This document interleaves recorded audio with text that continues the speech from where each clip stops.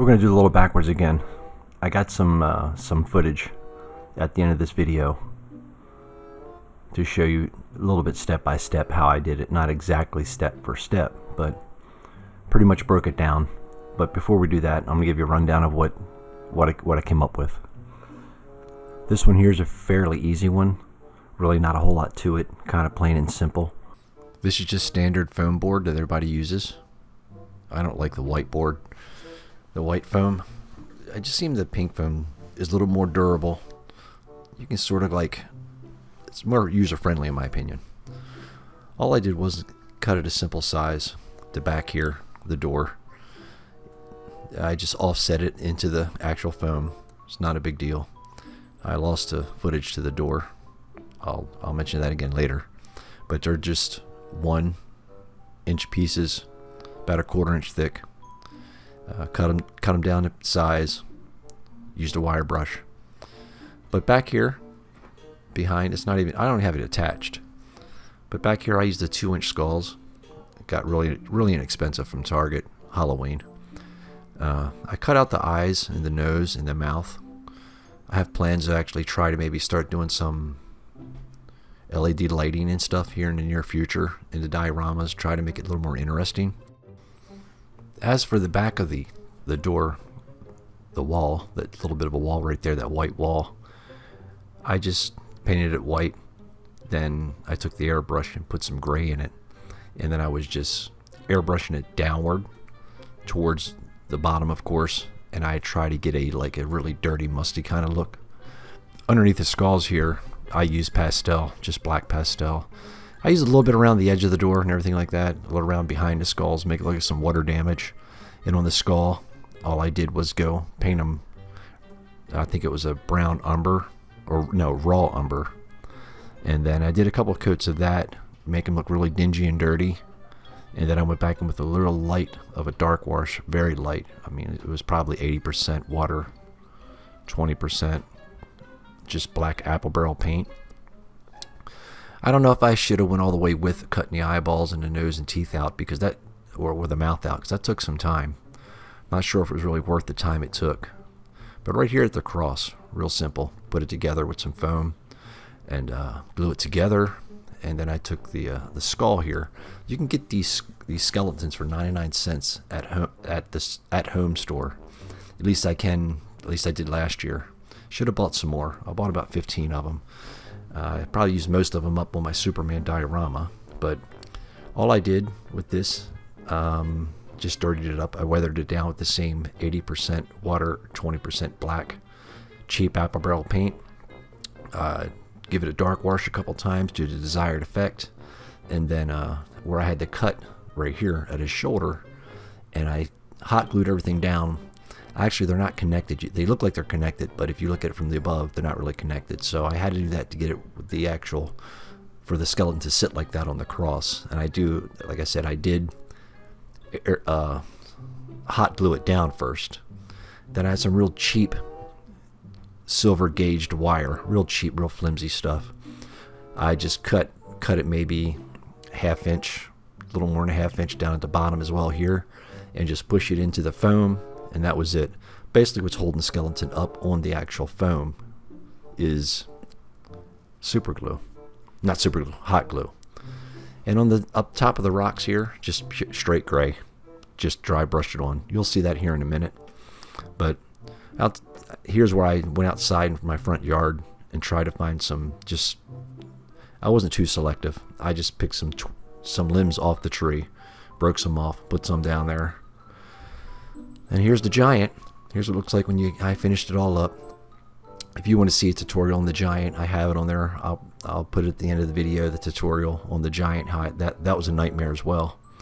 But the skull here is from another skeleton, that 99-cent skeleton you just saw a minute ago. I took the time to multi-put it, formed the skull, let it sit overnight, and my idea is to take a small drill that go through the eyeball into the back of the skull. And when I did that, when I was dremeling it, it took off and shot somewhere in the back room. So I don't know where it's at. So I just cut another one off, and I figure, well, it's going to be hanging off of them. You're not really going to see the back of the skull. So I just put the string through the top of the hole that was already there for the skeleton.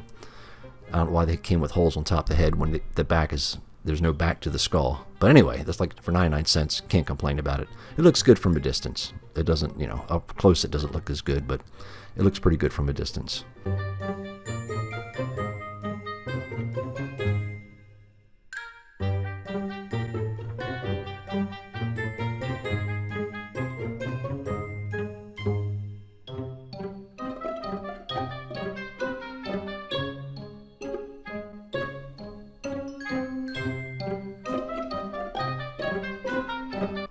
But right here, I'm just marking the skull. These are the skulls.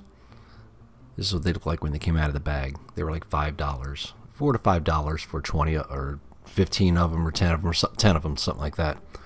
I'm just marking it out because my plan is to cut these down, get the front of the face of the skull off, and then glue them onto the front of the board, and get me some lights, LED lights, which I haven't got yet, and maybe a small soldering gun, really inexpensive one, and run a battery pack to it and put them inside the actual skulls after the diorama is complete. I haven't did that yet. When I do, I'll probably make a short video about it. But anyway, here's where I'm cutting it up with the Dremel tool. This plastic is kind of the really inexpensive plastic, which where else you're going to get 15 skulls for $5. They're hollow, so there's a lot of cleanup, a lot more cleanup than I suspected. Like all that frayed plastic, man, because the Dremel tool would heat it up. A lot of cleaning and sanding to get that stuff off, which that's, if I'm going to complain about the diorama, that's what I'll complain about. Here's where I went in to cut the mouth out and cut the eyeballs out, just so I can have the light when I do hook up LED lights to it, the light would shine. And tell you the truth, I'm going to do it because I haven't done it yet, haven't messed with the lights yet, any dioramas, but I'll probably never turn the lights on.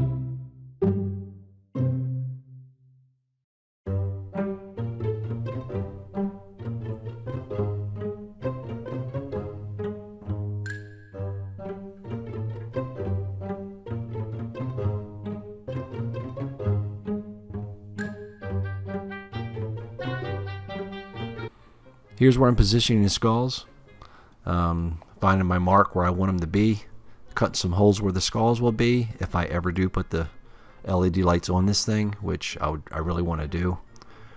Outside of that, it's just straightforward. Mark your spots, make the holes a little smaller than the skull. That way when you put the lights behind it, theoretically I'm thinking they should shine through. I guess depending on the light that you use. I'm guessing an LED light or something of that sort. Now as for the door, I wish I had the footage for the door, but I lost the footage of the door because I thought my camera was running. It ran out of space. Now if enough people want me to show you how to do that, I will make another video just on the door, how to make a wood grain look effect. There's a lot of good tutorials on YouTube for it, but cut some foam 1 inch by 1/4 inch thick, however long you want it, the size of the door. Get a wire brush, go up and down it horizontal to get the wood grain feel or the wood grain look. Paint it black and then dry brush it any color brown you want. Here's where I'm using joint compound, mud, spackle, whatever you want to call it, for house use when you're doing drywall. I decided to go that route for some reason. I kind of wanted to change it up a little bit from just using the foam and then painting it black and then going gray or whatever, but just to have that texture, that terrain look, at least I thought would be pretty cool, something different.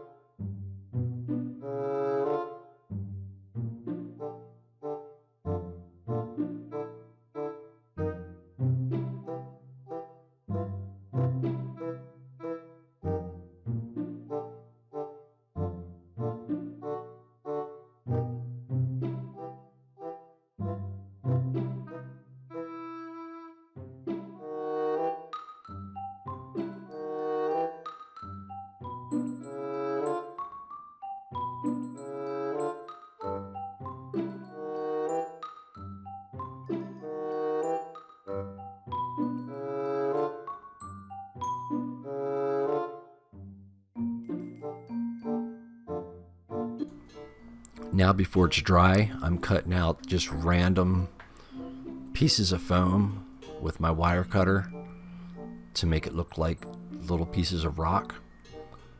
And I'm putting it down into the actual spackle so that after it dries, it's secure, it doesn't go anywhere.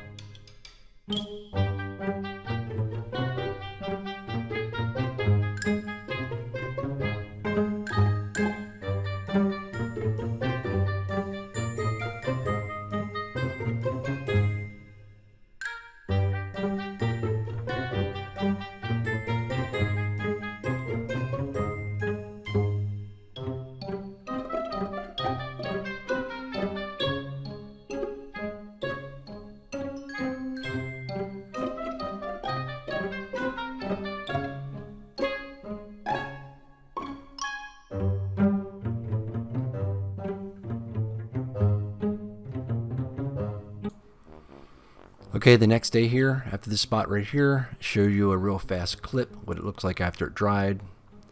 I just wanted to place everything before it's dry so I didn't have to glue all the rocks back down. There it is, there's the cross. A little touch up going on here after this for the cross, but it's all done, not drun, but done.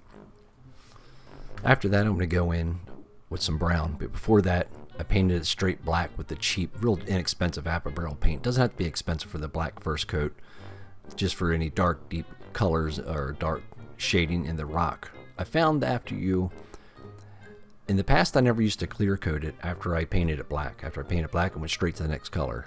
Just seems to me after you clear coat it, after you put your black base down, you could always go in with the secondary color.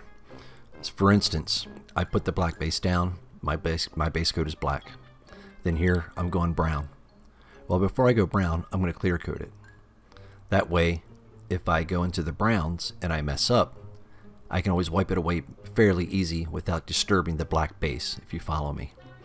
So every time you put a base down, it's probably good to clear coat it. Don't go crazy with it. I know clear coat, and it's a little expensive for a can of clear coat, but there's nothing worse than getting halfway through or 3/4 of the way through or almost through a project. You have to wipe something away or fix something, and it takes it right back down to the pink board. But yeah, that's the only thing I'm suggesting. Here's that tutorial beige. I love the tutorial beige on top of that brown. Any brown would do. Raw umber, just brown. Tutorial beige seems to go really well with that, with your next step when it comes to terrain. I'm not really big on terrain projects. They're kind of intimidating for me. But for this one here, like I said, and I know I'm probably repeating myself, but I definitely put a small clear coat over top of that just straight brown before I put the tutorial beige down, because I wasn't exactly sure where I was going to go with the colors. Here, with my hand being in the way, I fixed it and it's still in the way. I'm taking a just straight gray. Any gray will do. Not a real dark gray. I thought maybe a little bit lighter gray with this because of the ground look. the earth look here. All I'm doing is going in and dry brushing them. Now here's something I went to YouTube to figure out how to do, or what to do, or what can I do, basically. I'm trying to make grass here. This was, it wasn't too bad. I know it's a cheese grater. You're probably saying, what the hell's wrong with you? Well, I didn't have a strainer at the time, so I went upstairs and stole the cheese grater. I put the sawdust in on top of the cheese grater to get the finest sawdust I could possibly get, which on YouTube there's some great tutorials. This is very inexpensive. I think that's $1.20 for the bottle of paint, and I got the sawdust free from work. So after I put the bottle in there, paint in there, then I add some gloss just for the final coating. That's a clear coat liquid gloss, and then I just kept mixing and mixing and mixing until you get the right consistency, and add a little bit of water, and that's all she wrote. Anyway, this is a quick tutorial. Maybe you guys can learn something from it. Maybe you can tell me something how to learn something from it. Anyway, that didn't make any sense, but I'm gonna leave that part in there. Anyway, thank you guys for watching. I always appreciate that you guys take the time to watch the videos and comment. Until the next one, I'll see you again.